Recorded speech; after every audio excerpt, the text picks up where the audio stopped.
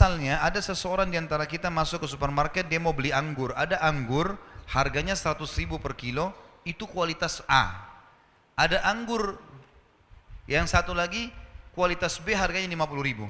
Kalau kita beli yang A dengan niat mau menikmati apa yang Allah kasih dan kita mampu membelinya, bukan mencuri dan seterusnya, maka itu pahalanya lebih besar dibandingkan kita sengaja mau beli yang B padahal kita mampu. Garis bawahi poin itu, karena Allah suruh kita nikmati. Ya? Hadis sahih riwayat Abu Daud, "Innallaha yuhibbu an yara athara ni'ami 'ala 'abdi." Allah suka sekali melihat bekas nikmatnya pada hambanya. Allah mau kita pakai baju bagus, Allah mau kita berpenampilan bersih, Allah mau kita punya rumah bagus, kendaraan bagus, Allah mau itu. Tapi jangan berlebihan. Berlebihan namanya mubadzir. Perhitungan namanya bakhil, nggak boleh dua-duanya. Mubadzir dosa besar, bakhil dosa besar. Kita berada di tengah-tengahnya. Penuhi segala sesuatu karena kebutuhan, bukan karena keinginan. Kita kalau lagi lapar teman-teman butuh. Lapar kan sinyal dari Allah supaya kita makan. Tubuhmu lagi butuh makanan.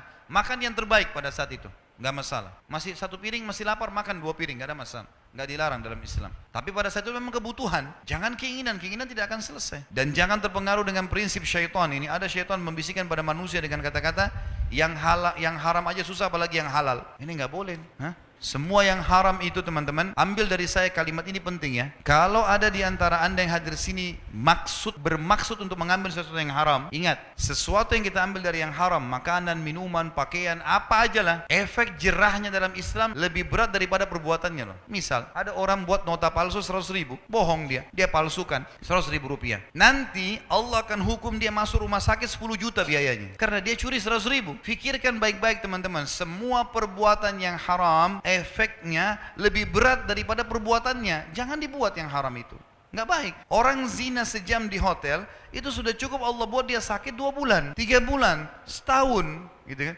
Ada orang kena penyakit kelamin seumur hidup, naudzubillah. Padahal perbuatannya 1 jam tadi. Bisa orang kucing lewat ditendang sama dia. Kucing dipikir nggak melawan, makhluknya Allah loh. Tuhan kita sama. Tuhannya akan balas. Nanti kita jalan pakai sepatu baru keselio 2 minggu sakit. Padahal tadi tendang kucingnya itu cuma nggak sampai 1 menit, tapi dihukum sama Allah 2 minggu sakit. Dan seterusnya. Ada orang subhanallah mungkin dia hanya lihat sesuatu yang haram sebentar saja, sudah cukup Allah buat lehernya keselio. Ada orang banyak salahkan bantal di Indonesia. Apa salahnya bantal? Bantal nggak pernah salah, ya, nggak bisa bicara, nggak bisa bergerak, tapi lehernya buat masalah terus ini, suka melirik-melirik yang haram. Jadi Allah hukum.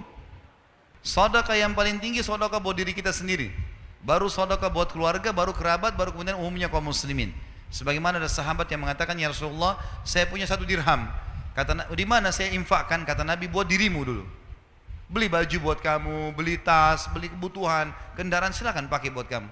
Ada lagi ya Rasulullah 1 dirham. Kata Nabi SAW, buat anakmu. Ada lagi ya Rasulullah 1 dirham, buat istrimu. Ada lagi ya Rasulullah 1 dirham, buat kerabatmu. Ada lagi ya Rasulullah. Kata Nabi SAW, engkau lebih tahu di mana kau letakkan. Setelah itu silahkan, bebas. Jadi kita boleh menikmati itu. Salah kalau enggak. Ingat, hati-hati dengan perkataan yang salah. Orang banyak menganggap zuhud. Zuhud itu apa? Makan roti kering, ya, pakai sandal jepit, nggak boleh pakai kendaraan yang bagus. Ini salah ini. Dari mana ini? Ini pemahaman yang keliru sekali. Nabi SAW tidak pernah makan roti kering loh. Nabi SAW paling gemar makan paha kambing.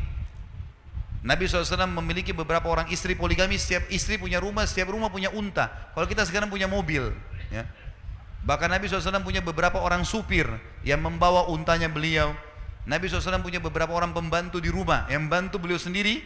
Ada Anas bin Malik, ada Zaid bin Harithah, ada banyak. Beberapa orang. Abdullah bin Mas'ud khusus untuk ngurus sendalnya Nabi sama siwaknya saja. Nabi SAW nikmati. Boleh. Jangan salah fahamin ya. Nggak boleh salah fahamin. Ada orang yang mengangkat hadis Bukhari berbunyi begini. Aisyah berkata radhiyallahu anha, kalau kami di rumah Nabi SAW pernah sebulan tidak menyalakan api.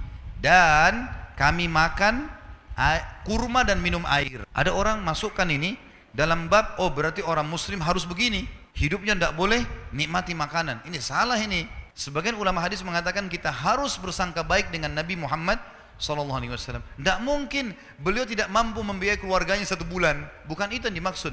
Tapi beliau sedang menterapi di rumah, makan kurma. Sampai sebagian ulama mengatakan kalau orang mau terapi dari penyakit kronis, coba sebulan makan kurma sama air putih saja, tidak usah makan yang lain.